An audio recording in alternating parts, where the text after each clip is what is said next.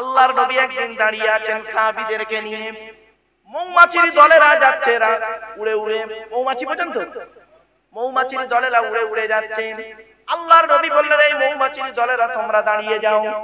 সঙ্গে সঙ্গে মৌমাছির দলটা দাঁড়িয়ে গেল।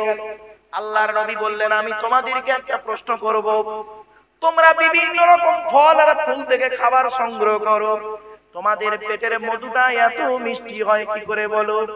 ওই সময় মৌমাছির ভিতর থেকে একটা মৌমাছির জবানকে আল্লাহ খুলে দিলেন। ওই মৌমাছিটা বলছে, আসসালামু আলাইকা ইয়া রাসূলুল্লাহ, আসসালামু আলাইকা ইয়া হাবিবাল্লাহ। আমাদের চাকে মৌমাছি বসে, আমাদের চাকে রানী মৌমাছি বসে আছে, আমরা হলাম কর্মী মৌমাছি। আমাদের রানী আমাদেরকে বলে দিয়েছেন, তোমরা যেখান থেকে খাবার নেবে ওইখান থেকে আমার চাকে আসা পর্যন্ত মাঝখানে যতটুকু সময় পাবে বিশ্বনবীর উপরে দরুদ পড়তে পড়তে আসবে। কি বুঝলে? সব একটা বললাম, এরকম অনেক আছে। আমার বাপের একবার দরুদ শরীফ, আল্লাহুম্মা, গায়ে আগে আগে আগে আগে।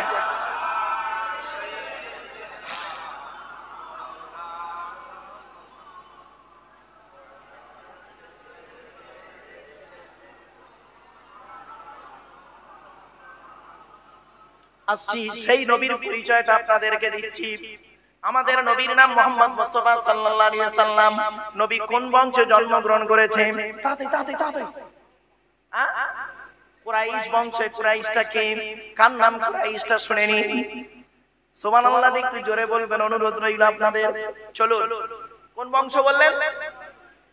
মুহাম্মাদের বাপের নাম আব্দুল্লাহ, আব্দুল্লাহর বাপের নাম আব্দুল মুত্তালিব, আব্দুল মুত্তালিবের বাপের নাম আব্দে মান্নাফ, আব্দে মান্নাফের বাপের নাম হাশিম, হাশিমের বাপের নাম কুসাই, কুসাইয়ের বাপের নাম কিলাব, কিলাবের বাপের নাম মুররা, মুররার বাপের নাম লুবাই, লুবাইয়ের বাপের নাম কাব, কাবের বাপের নাম গালিব, গালিবের বাপের নাম ফিগিরি, ফিগির থেকে কুরাইশি বংশ এসেছে।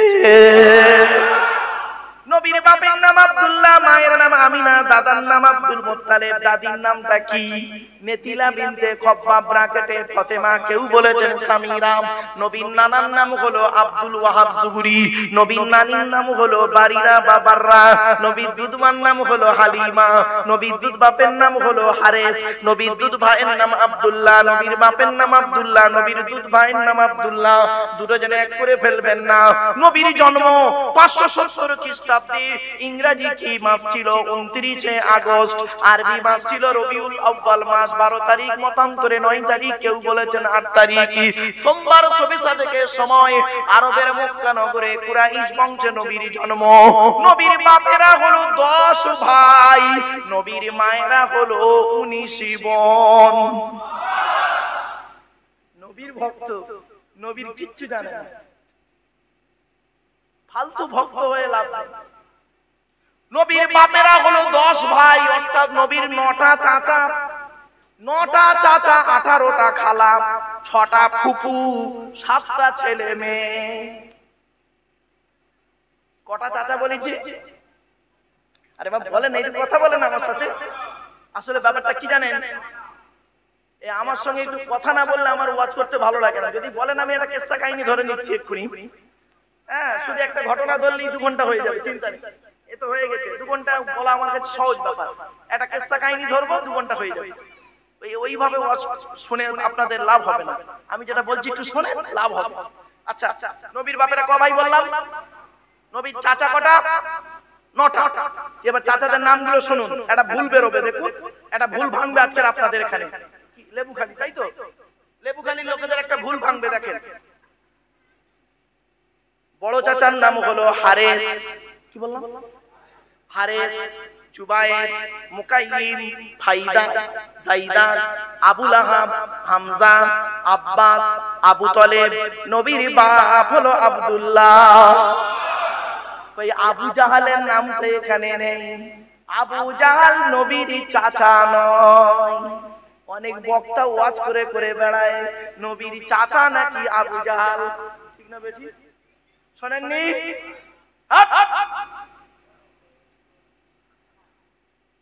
আমি তো এই 9টা চাচার নাম বলে দিলাম, আবু জাহালের নাম কোথায় এখানে? এই জন্য বলেছিলাম বাবা, ওই 2 পাস করা মৌলবি মাদ্রাসায় যায়নি, ওই মাইক নিয়ে চাঁদা তুলতো 20 বছর আগে, 24 বছর আগে যে ছেলেটাকে আমি দেখলাম, 2000 সালে যে ছেলেটাকে দেখলাম, ওই বড় মাইক নিয়ে আর ওই 3 চাকা ভ্যান নিয়ে মাদ্রাসার নামে গজল বলে বলে চাঁদা তুলতো, সেই ছেলেটা আজকে দেখছি বাংলার বিখ্যাত একজন বক্তা। তাকে বক্তা বানালো কে? এই ইউটিউবওয়ালারা। ঠিক না বে ঠিক? আর যোগ্য যোগ্য আলেম যারা সত্যিকারের হাক্কানি আলেম, তারা বাড়িতে চুপচাপ। আমার দুঃখ এই জায়গাটায় বাবা, আমি কলেজ ইউনিভার্সিটি ছেলে মেয়ে পড়াই তো, বাস্তবটাই তুলে ধরলাম আপনাদের কাছে, টু দি পয়েন্টের উপরে বাস্তবটাই তুলে ধরলাম আপনাদের কাছে। আমার ভুল বুঝো না বাপ, হয়তো কথাটা সাময়িক শুনতে খারাপ লাগতো, অতি বাস্তব কথা। চলুন এগিয়ে যাচ্ছে। তাহলে আবু জাহালটা কে শুনে নিন। আবু মানে পিতা, জাহাল মানে মূর্খ, মূর্খের পিতা। আবু জাহালের অরিজিনাল নাম কি? আমর বিন হিশাম।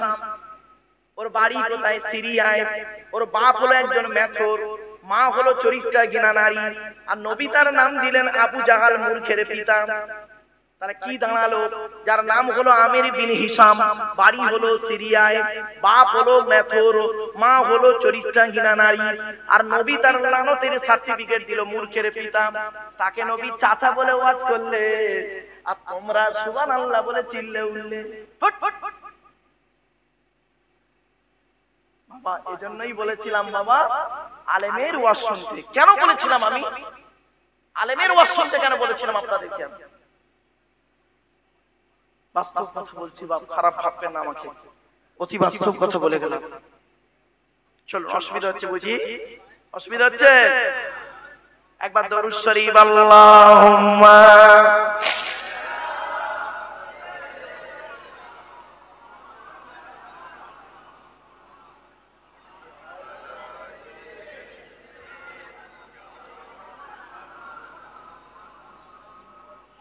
এসো তোমরা ইসলামে, এসো তোমরা ইসলামে, হবে যে উজালা, মক্কা মদিনা নবী কামলিওয়ালা। আল্লাহুম্মা সাল্লি আলা সাইয়্যিদিনা মাওলানা মুহাম্মদ ওয়া আলা আলিহি সাইয়্যিদিনা। বাবা দরুদ শরীফ পড়তে গিয়ে ভুল করো না। আল্লাহুম্মা সাল্লি আলা সাইয়্যিদিনা মাওলানা মুহাম্মদ, ওয়ালা আলে বলে কোনো শব্দ নেই।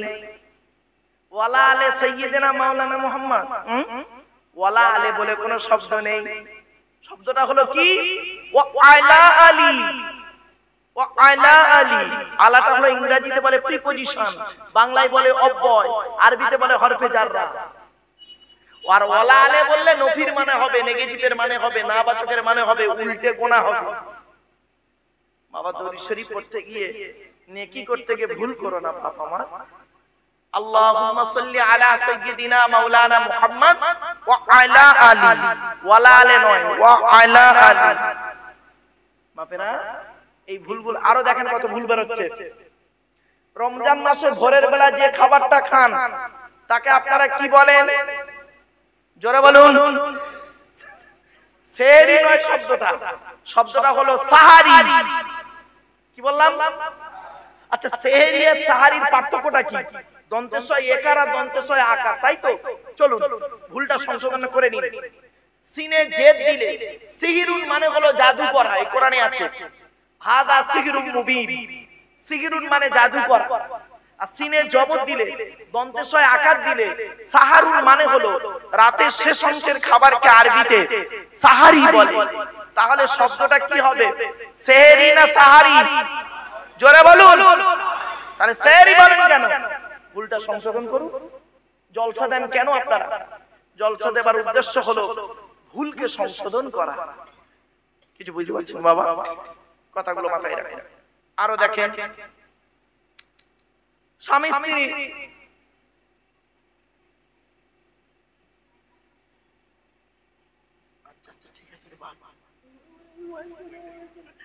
ও এসব শ্রোতা আমার একদম পুরো চোস্ত শ্রোতা, বুঝলেন? একদম চলে। আচ্ছা, ও যে কথাটা বলেছে আমি বুঝতে পেরেছি, কোন ওয়াজটা করতে বলেছে আমি বুঝতে পেরেছি। আমি বলে দিচ্ছি বাবা, চিন্তা নেই, একটু ধৈর্যের পরিচয় দিন। আমি ওই জন্য বলেছি না বাবা, আমি টাইম ধরে ওয়াজ করি না, মনে রাখবেন। মোটামুটি আমি আল্লাহর কোরআন নিয়ে বসেছি, কোনোদিন আজ পর্যন্ত বাবা বেওয়াজুতে ওয়াজ করিনি। আমি আমার জ্ঞানের মতে আমি জীবনে কোনোদিন বেওয়াজুতে ওয়াজ করিনি ভাই। আল্লাহ মরণ পর্যন্ত যেন বেওয়াজুতে ওয়াজ না করায়, এইটুকু অনুরোধ করছি আপনাদের। আমি আপনাদের হাতে ধরে বলছি বাবা, অজু অবস্থায় বসবেন। এখানে বসেছেন বাম্মা সবের সানির জন্য, দাদা দাদি সবের সানির জন্য বসেছি, ঠিক না বেঠিক? বলেন, আপনার বাপের জানাজা পড়তে গিয়ে আপনি কি অবস্থায় যান? বেওয়াজুতে যান? মায়ের জানাজা পড়তে গিয়ে বেওয়াজুতে জানাজা পড়েন? তাহলে বাম্মা সবের সানিতে বসেছেন, আব্বা মা সবের সানি করতে বসেছি আমরা। অজু অবস্থায় যত বসবেন তত আল্লাহ খুশি হবে। চলো আমার বাপেরা, কথাগুলো একটু মাথায় রাখুন। আচ্ছা, নবীর ছেলে মেয়ে কথা বললাম, সাতটা ছেলে মেয়ের নাম শুনুন।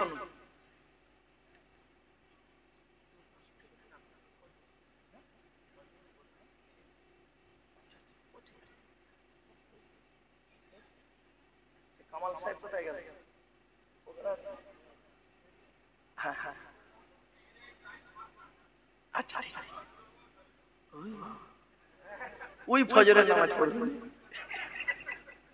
আমার বাপেরা, আমার সব থেকে ভালো লাগছে কি জানেন?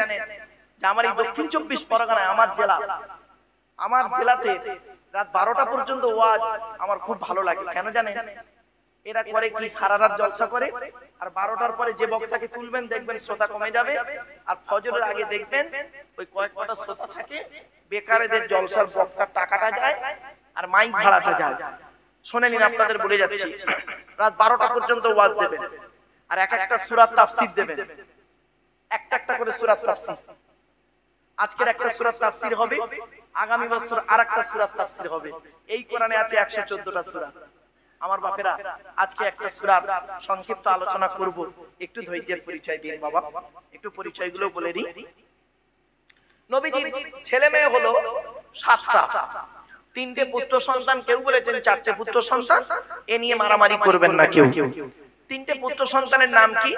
বড় ছেলে, নবীর বড় ছেলের নাম কি জানেন? কাসেম। কি বললাম? কাসেম। এই কাসিম শব্দটা যখন আমার মুখ থেকে বেরোয় না, তখন আমার একজনের কথা খুব মনে পড়ে।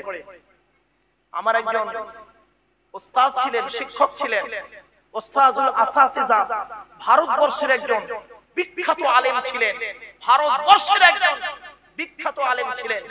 আমি তার কাছে পড়াশোনা করেছি, এবং ফুরফুরা মাদ্রাসায় যারা পড়াশোনা করেছে তারই ছাত্র, নাম হলো আল্লামা আবুল কাসেম সিদ্দিকী রাহমাতুল্লাহ আলাইহি, সীতাপুরী হুজুর, যার কাছে ফতোয়া নিত মানুষ, বুঝলেন? 19টা বছর কাটিয়েছি আমি ওখানে। এবং ফুরফুরা মাদ্রাসার আরো বড় বড় আলেমরা ছিলেন, তারা দুনিয়া ছেড়ে চলে গেছে। আমার উস্তাদুল আসাতিজা আল্লামা নিয়ামত হুসাইন বুখারী রাহমাতুল্লাহ আলাইহি, আল্লামা কারামত আলী রাহমাতুল্লাহ আলাইহি মুহাদ্দিস সাহেব হুজুর বুখারী আউয়াল পড়াতেন, আর বুখারী সানি পড়াতেন আপনার নিয়ামত হুসাইন বুখারী রাহমাতুল্লাহ আলাইহি। তারপরে আরেকজন শিক্ষক ছিলেন সুপারিনটেনডেন্ট সাহেব, হাফেজ মাওলানা মুফতি আল্লামা আব্দুল মান্নান সাহেব রাহমাতুল্লাহ আলাইহি। আল্লাহ পাক তাদের কবরটাকে নূরুন আলা নূর বানায় দিন, বলুন আল্লাহুম্মা আমিন। আমার বাপেরা, আমি স্টেজে এসে আমার ওস্তাদদের নাম বলি, কেন জানেন? আমার ওস্তাদদের নামগুলো বললে আমার বুকটা ভরে যায়, কারণ তাদেরই কারণে আজকে আল্লাহ পাক আমাকে এই জায়গায় এনেছে, ঠিক না বেটি? শুধু তাই নয়, আমার অনেক ওস্তাদ এখনো বেঁচে আছেন। তার নাম হলো আল্লামা হাফেজ সাইফুদ্দিন মাদ্দাসাল্লাহু আলী, ফুরফুরা মাদ্রাসার একজন শাইখুল হাদিস ছিলেন, খুব বড় আলেম ছিলেন, একজন নাহবিদ, মানে কি বলবো, নাহবিদ ছিলেন, গ্রামাটিক্যাল ম্যাটার খুব ভালো জানতেন। আল্লাহ পাক এত গ্রামারের জ্ঞান দিয়েছিলেন, যারা ফুরফুরা মাদ্রাসায় পড়েছেন তারা ভালো জানবেন। শুধু তো আল্লাহ পাক তাকে হায়াত তৈয়বা দান করুক। আপনার আরেকজন আছেন আমজাদ হোসেন বুখারী মাদ্দাসাল্লাহু আলাইহি, আমার উস্তাদ। আমি এদেরকে নাম কেন বলি জানেন? এদের নামগুলো বলে আমি খুব তৃপ্তি পাই। অনেকে তো ওস্তাদের নামই নেয় না, স্টেজে এলে তাকবীর দেওয়া তো দূরের কথা, সালামই করে না, সম্মানই দেয় না ওস্তাদকে। ওস্তাদের নাম বলতে গেলে ওর ইজ্জত চলে যাবে। ওবে ইজ্জত দেওয়ার মালিক হলো আল্লাহ, ঠিক না বেঠিক? খবরদার কোনোদিন এম করবেন না। আমার আরেকজন ওস্তাদ আছে সৈয়দ বাহাউদ্দিন সাহেব, পূর্বমা সাইকুল হাদিসের এখন মনে হয় রিটায়ার্ড হয়ে গেছে। যাই হোক, আপনাদের আমি এই কথাগুলো কেন বলছি, আপনারা আপনাদের শিক্ষককে সম্মান করবেন। ইমামে আজম আবু হানিফা রাহমাতুল্লাহ এর নাম শুনেছেন আপনারা? আরে ভাই বলুন না। ইমামে আজম আবু হানিফা রাহমাতুল্লাহ আলাইহি তিনি একজন মুচিকে খুব সম্মান করতেন। মুচি যে জুতো সেলাই করে, মুচিকে খুব সম্মান করতেন। তো ওনার ছাত্ররা একদিন বলছে, হুজুর আপনি এই মুচিটাকে এত সম্মান করেন কেন, ভক্তি শ্রদ্ধা করেন কেন? ও তো আমাদের জুতো সেলাই করে। বলছে বাবা তোমাদের জুতো সেলাই করতে পারে, আমি ওর কাছে একটা জিনিস শিখেছিলাম। কি শিখেছিলেন আপনি? আবার মুচির কাছে কি শিখলেন? তো বলছেন যে আমাকে একজন ব্যক্তি প্রশ্ন করেছিল যে কুকুর কখন সাবার লেগ হয়। তো আমি এই মশলাটা জানি না, কোরআনেও পাইনি, হাদিসেও পাইনি। তা আমি খুব চিন্তিত অবস্থায় মুচির কাছে গিয়েছিলাম কাজে। তো মুচি আমাকে জিজ্ঞাসা করছে, কি ইমাম সাহেব খুব চিন্তিত বলে মনে হচ্ছে? তা বলছে হ্যাঁ। বলছে কি চিন্তিত? বলছে আমাকে ভাই একজন প্রশ্ন করেছে কুকুর কখন সাবার লেগ হয়। তো তখন আমি তো তাকে উত্তর দিতে পারিনি। তখন ওই মুচি আমাকে উত্তরটা বলে দিয়েছিলেন, ও যখন পা তুলে পেশাব ফেরে, পা তুলে যখন পেশাব ফেরে তখন ও নাবার লেগ থেকে সাবার লেগ হয়। বলে আমার এটা জানা ছিল না। সেই দিন থেকে আমি ওকে শিক্ষকের মতো সম্মান ভক্তি শ্রদ্ধা করি। আর তুমি, তিনি তো একটা জিনিস শিখেছিল বলে শিক্ষককে সম্মান করছে, মুচিকে। আর তুমি 12 বছর পড়লে একজন শিক্ষকের কাছে, ফুরফুরা মাদ্রাসায় 12 বছর 14 বছর পড়লে তাকে রাস্তা দিয়ে গেলে সালাম দেওয়া তো দূরের কথা, মুসাফাও করো। তোমার ওয়াজ শুনে লোক হেদায়েত হবে? ও আশা ভুলে যাও। চলো ওই মাঠে দেখা হবে। ওই মাঠে, কোন মাঠে? কোন মাঠে? কোরআন থেকে বলি, হ্যাঁ কোরআন থেকে বলি মাঠটার নামটা। ইয়াউমা ইয়াজমাউকুম লিয়াউমিল জামঈ যালিকা ইয়াউমুত তাগাবুন। 28 নম্বর পারার 16 নম্বর পৃষ্ঠার 1 নম্বর লাইন, সূরার নাম সূরা তাগাবুনের 9 নম্বর আয়াত। আল্লাহ বলছেন সেই মাঠে তোদের যা দেখা হবে রে, যে মাঠে বাপ তার ছেলেকে চিনতে পারবে না, ছেলে তার বাপকে চিনতে পারবে না, সেই মাঠটার নাম হলো হারজিতের মাঠ। ওই মাঠে দেখা হবে বাপ। চলো এবার আসছি মুহাম্মদ সাল্লাল্লাহু আলাইহি ওয়াসাল্লামের 3টে পুত্র সন্তান। বড় ছেলেটার নাম হলো কাসেম, এই জন্য নবীর একটা নাম হলো আবুল কাসেম। আরেকটা সন্তানের নাম হলো কি জানেন? তাহির বা তৈয়েব। ছোট সন্তানের নাম হলো ইব্রাহিম। ইব্রাহিম নবী ভাববেন না, অনেকে আবার জানে না ইব্রাহিম নবী ভাবে না। নবীর একটা ছেলের নাম, ছোট ছেলের নাম হলো ইব্রাহিম। অনেকে বোঝে না, তো মনে করে ইব্রাহিম নবী, খবরদার না, এটা ভাববেন না। এবার আসছি 4টে কন্যা সন্তানের নাম কি? বড় মেয়েটার নাম হলো যায়নাব, রুকাইয়া, উম্মে কুলসুম। ছোট মেয়েটার নাম হলো ফাতেমা, যার সঙ্গে নবীজি আলীর বিবাহ দিয়েছিলেন। এখন একটি প্রশ্ন, তার উত্তর আপনারা বলুন দেখি, আরবে কি ছেলের অভাব ছিল? তো মুহাম্মদ সাল্লাল্লাহু আলাইহি ওয়াসাল্লাম কেন তার ছোট কন্যা ফাতেমাকে হযরত আলী রাদিয়াল্লাহু তাআলা আনহুর সঙ্গে বিবাহ দিতে গেলেন? হযরত আলী কাররামাল্লাহু ওয়াজহা কেন তাকে কেন জামাই করতে গেলেন নবীজি? অনেক কারণ ছিল, তার মধ্যে আমি দুটো কারণ আপনাদেরকে তুলে ধরছি, শুনে নিন। আল্লাহ পাক আলীর একাধিক জ্ঞান দিয়েছিলেন, অনেক কিছু দিয়েছিলেন আল্লাহ পাক। তা বলে নবীকে, আলীকে নবীর উপরে তুলে দেবেন না। অনেক শ্রেণীর মানুষ আছে দেখবেন, আলীকে, হযরত আলী রাদিয়াল্লাহু তাআলা আনহুকে ভক্তি করতে করতে করতে করতে করতে করতে নবীর উপরে তুলে দেয়, নবীর উপরে তুলে দেয়। আবার অনেকে আছে দেখবেন নবী করিম সাল্লাল্লাহু আলাইহি ওয়াসাল্লামকে ভক্তি করতে করতে আবার আল্লাহর সঙ্গে জুড়ে দেয়। অনেকে বলে দেখবেন जो खुदा है वही नबी है, नबी खुदा से जुदा नहीं। जो खुदा का वही नबी है, नबी खुदा से जुदा नहीं, ये बात तो बिल्कुल सही नहीं। अगर कोई मौलाना तकरीर में ऐसा कहे जो खुदा का वही नबी है, नबी खुदा से जुदा नहीं, उस मौलाना को तकरीर करने के बाद दोबारा ईमान लाना जरूरी है। लिहाजा खुदा के जाते मुबारक अलग है, रसूल के जाते मुबारक अलग है, यही अकीदा अहले सुन्नतुल जमात की है। কিছু বুঝতে পারেননি? খুলে বলে দিচ্ছি। যে বলেছে আল্লাহ সেই নবী, খবরদার বলবেন না আল্লাহর জাতে মোবারক আলাদা, নবীর জাতে মোবারক আলাদা। আল্লাহ হলেন খালিক, নবী হলো মাখলুক, এটা মাথায় রাখবেন। নবীকে ভক্তি করুন, ভক্তি করতে করতে এমন ভক্তি করবেন না আল্লাহর উপরে তুলে ফেলবেন না। আলেমকে ভক্তি করুন, পীর সাহেবকে ভক্তি করুন, করতে করতে এমন বলে ফেলবেন না যে পীর সাহেব আমার নবীর উপরে চলে গেছে।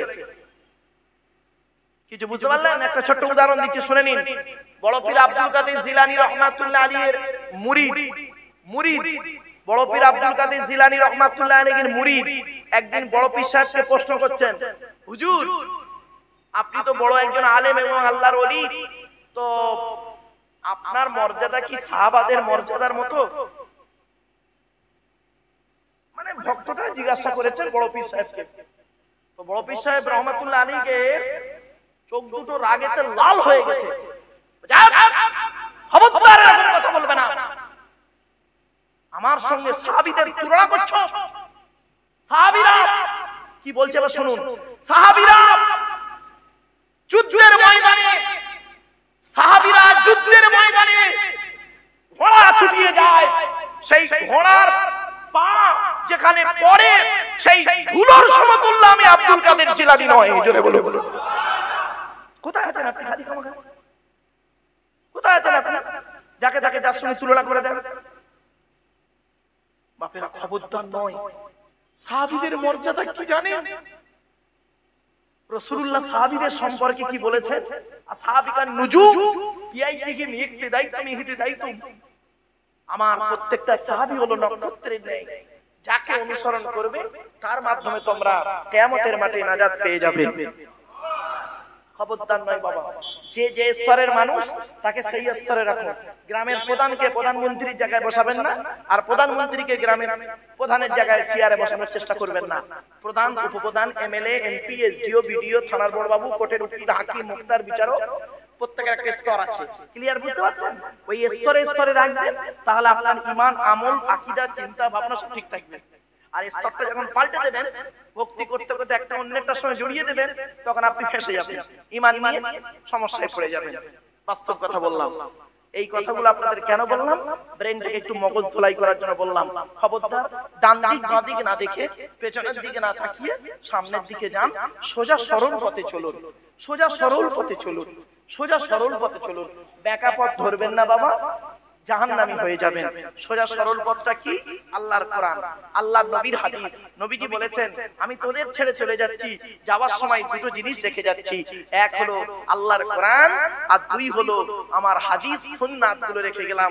যতদিন পর্যন্ত তোরা আল্লাহর কোরআনকে আঁকড়ে ধরে থাকবি, আল্লাহর কোরআন মোতাবেক জীবন যাপন করবি, যতদিন পর্যন্ত তোরা নবীর হাদিস মোতাবেক জীবন যাপন করবি, তোদের গায়ের লোম কেউ টলাতে পারবে না। জোরে বলুন সুবহানাল্লাহ। আমরা কোরআন থেকে পিছিয়েছি, কোরআনের গুরুত্ব দিইনি, হাদিসের গুরুত্ব দিইনি, ব্যক্তির গুরুত্বকে বেশি দিয়ে ফেলেছি। কোন বক্তা কি বলেছে, কোন পীর সাহেব কি বলেছে, ওটাই আমাদের কাছে বেশি হয়ে দাঁড়িয়েছে।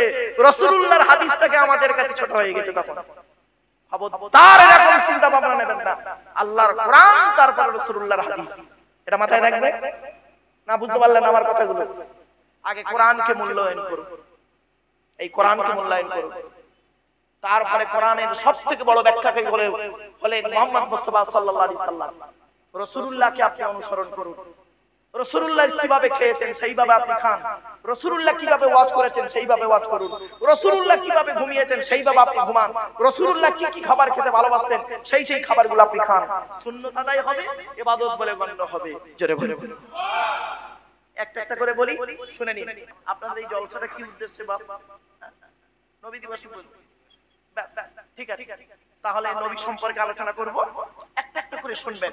যে বুঝতে পারবেন না আপনি শুনে যান, চমকে যাবেন অনেক জিনিস। আগে আমরা আল্লাহর বাণীটা শুনি, কোরআনের পরিচয়টা দিই। আচ্ছা, প্রথমে কোরআনের পরিচয় দিচ্ছি। আচ্ছা, কোরআনের পরিচয় কি? তবে সুবহানাল্লাহ একটু জোরে বলবেন, পারবেন? হবে তো? একটু জোরে বলবেন। এ কোরআন আল্লাহর তরফ থেকে জিবরাইলের মাধ্যমে হযরত মুহাম্মদ সাল্লাল্লাহু আলাইহি ওয়াসাল্লামের উপরে আরবের মক্কা নগরীর নিকটবর্তী একটি গোয়াটির নাম হলো হেরা। হেরা নামক গোয়াতে 610 খ্রিস্টাব্দে 1 ফেব্রুয়ারি সোমবার। কত খ্রিস্টাব্দ? এগুলো মনে রাখুন, 610 খ্রিস্টাব্দ। আজকের কত খ্রিস্টাব্দ চলছে? 2024। তারিখটা কত? বলুন বলুন বলুন। 30 অক্টোবর। আর আমি কি বলেছি 2610 খ্রিস্টাব্দে 1 ফেব্রুয়ারি সোমবার। আর আজকে কি বার বাপ? মঙ্গলবার, তাই তো? বুধবার বুধবার বুধবার এই বুধবার না ঠিক বলছি? হ্যাঁ কাল, আজ বুধবার কাল বৃহস্পতিবার, ঠিক আছে। আজ বুধবার, তাহলে মাইনাস প্লাস করুন, কতদিন আগে কোরআন নাযিল হয়েছে পেয়ে যাবেন। আমি একদম তারিখ সাল বার সব বলে দিলাম। 610 খ্রিস্টাব্দে 1 ফেব্রুয়ারি সোমবার কোরআনের প্রথম আয়াত নাযিল হলো ইকরা, রিড, পড়ো পড়ো পড়ো। এই কোরআনে লেখা আছে 82 জায়গায় নামাজের কথা, 92 জায়গায় লেখা আছে লেখাপড়ার কথা। কত জায়গা? আচ্ছা, লেখাপড়ার কথাটা কত জায়গা আছে? 92 জায়গায় কোরআনে বলা হয়েছে লেখাপড়ার কথা, গবেষণার কথা। আমরা কোরআন কি নিয়ে গবেষণা করি? এই কোরআন কি নিয়ে গবেষণা করছে কারা? America, London, France, Britain, Japan, Jordan, Germany ঠান্ডা করে বসে বসে কোরআন কি নিয়ে গবেষণা করছে। কারা করেছে? Humphry Davy, Michael Faraday, Einstein, Isaac Newton, doctor Maurice Bucaille, mister Cook, mister Jaberin, mister Campbell, Rajaram Mohan Roy, Ishwarchandra Vidyasagar, Rabindranath Tagore, Acharya Jagadish Chandra Bose, Francis Drake, William স্কিপুর, William Harvey, Thomas, George Bernard, এরা কোরআন কি নিয়ে গবেষণা করলো। আর আমরা কিছু মৌলবি, সকলে নয়, কিছু মৌলবি কি করলাম? এই কোরআনটাকে নিয়ে তেল পড়া, পানি পড়া, ওয়াজ করা, খতম পড়া, তাবিজ পড়া, ঘর বন্ধ করাতেই চালালাম। ঠিক না বেটা? আমরা কোরআনটাকে চালালাম এইভাবে, তেল পড়া, পানি পড়া, ওয়াজ করা, খতম পড়া, তাবিজ পড়া আর ঘর বন্ধ করা। আচ্ছা বলুন, হাফেজ সাহেবরা বছরে বেশি কোরআন শরীফ পড়ে না বৈজ্ঞানিকরা বছরে কোরআন শরীফ বেশি পড়ে?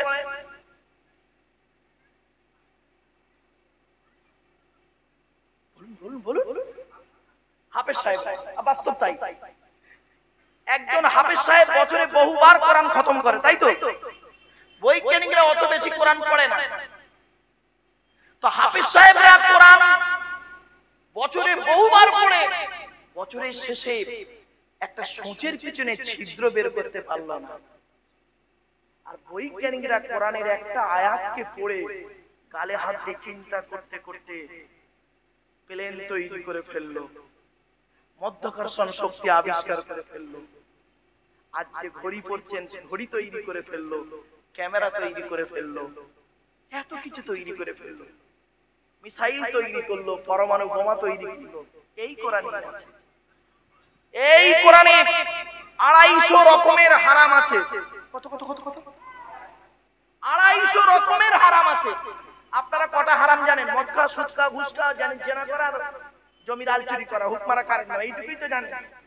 সব মেরে কেটে গোটা 50টা বলতে পারবেন, তার বেশি আর পারবেন না। এই কোরআনে আছে 250 রকমের হারাম, 250 রকমের হালাল। সুবহানাল্লাহ বলা গেল না?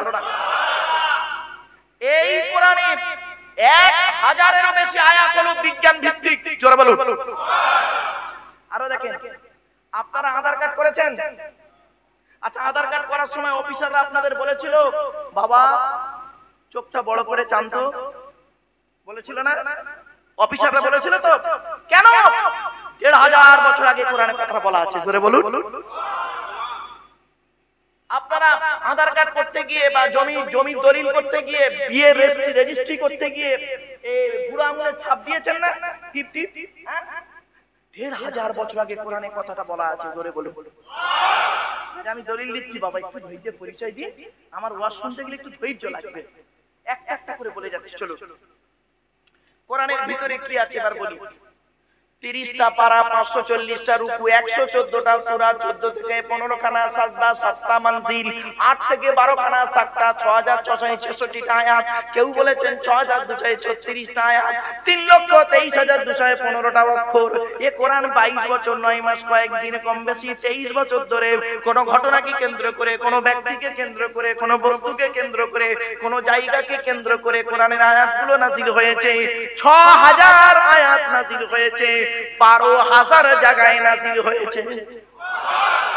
কটা জায়গার নাম জানেন? মক্কা আর মদিনায় তো জানেন। কোন আয়াত কোথায় নাযিল হয়েছে, কোন ঘটনাকে কেন্দ্র করে নাযিল হয়েছে ওটা জানতে হবে। আমার বাপেরা একে বলে শানে নুজুল। খালি আয়াতটা পড়লে হবে না, ওই আয়াতটা কেন নাযিল হয়েছে, ওর পরিপ্রেক্ষিতে কি আছে সেটা জানতে হবে। আর আমরা তো শুধু ওই জন্য আমি বক্তব্যের শুরুতেই বলেছিলাম, বাবা আলেমের ওয়াজ শোনো, বাবা আলেমের ওয়াজ শোনো। আল্লাহ নবী বলেছেন, আমি বলিনি কোন আলিমান, হাক্কানি আলেম হও। হাক্কানি আলেম যদি হতে না পারো, আও মুতাআল্লিমান, হাক্কানি আলেমের ছাত্র হও। হাক্কানি আলেমের ছাত্র হও, তাও যদি সুযোগ না পাও, আও মুস্তামিয়ান, হাক্কানি আলেমরা যেটা বলে মনোযোগ সহকারে সেটাকে শ্রবণ করো, তাও যদি সুযোগ না পাও, আও মুহিব্বান, হাক্কানি আলেমদেরকে অন্তর দিয়ে ভালোবাসো। ওয়ালা তাকুন খামিসান ফাতুহলিকু, 5 নাম্বারটা হতে যেও না, তাহলে ক্ষতিগ্রস্ত হয়ে যাবে। আমার বাপেরা অনুরোধ করে বলে যাচ্ছি, হাক্কানি আলেমের সঙ্গে বসবেন, হাক্কানি আলেমের কাছে বসবেন, কিছু শিখবেন, জানবেন, বুঝবেন। বাবা আলেম সঙ্গী হন, আলেমের পাশে চলুন, হাক্কানি ওলির পাশে বসুন, হাক্কানি ওলির দরবারে যাবেন। ওই ভণ্ড পীরের দরবারে গিয়ে ঈমানটা নষ্ট করো না। যে পীর কোরআন হাদিস ইজমা কিয়াসের বহির্ভূত চলে, খবরদার ওই পীরের হাতে বায়াত হতে যেও না। সে পীরও জাহান্নামে যাবে আর তুমিও জাহান্নামায় যাবে। বাপেরা বাস্তব কথা বলে যাচ্ছি গো বাপ, ওলি হতে গেলে 50টা গুণ থাকতে হবে। কটা কটা কটা কটা কোরআনে আছে, এই কোরআনে আছে। আমি যদি ভুলে যাই আমারে মনে করিয়ে দেবে না, আমি যদি এইটা বলতে ভুলে যাই 50টা গুণ। একজন হাক্কানি পীর হতে গেলে 50টা গুণ লাগবে। 50টা গুণ কোরআন থেকেই দলিল দেব, চিন্তা নেই বাবা।